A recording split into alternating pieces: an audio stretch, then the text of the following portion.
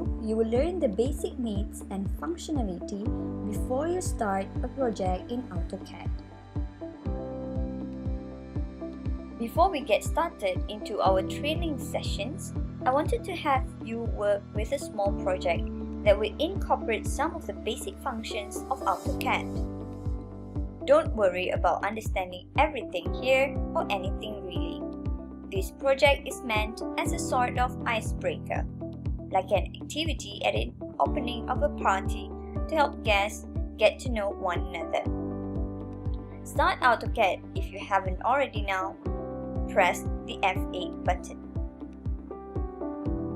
The command line down here should say Auto On. If it doesn't, press the F8 button again until it says Auto On. This setting forces lines to be drawn horizontally or vertically. Let's start the rectangle command that is right up here. If you don't see that box, click this arrow and pick rectangle. When I say pick, I mean a left click. If you need to right click, I'll say right click. We're going to pick our first point, and we're going to make this rectangle 50 units wide by 30 units tall. As you move your mouse around, you will see it's asking for a second point. For our rectangle, we see the dynamic box here as I move it to the right. What's highlighted in blue on my screen says 10.0899. I go to the left, that says 4.2578. Well, that is my horizontal distance for my rectangle.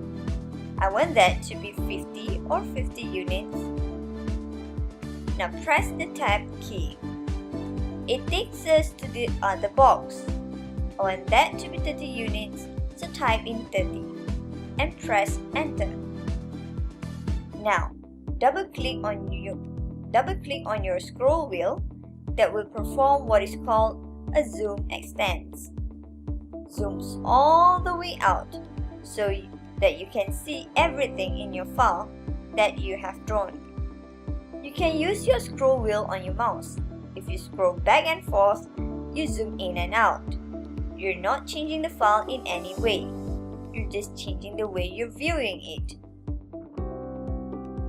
Using scroll wheel, you can pan around. Again, you're not changing your drawing in here, just changing how you're looking at it.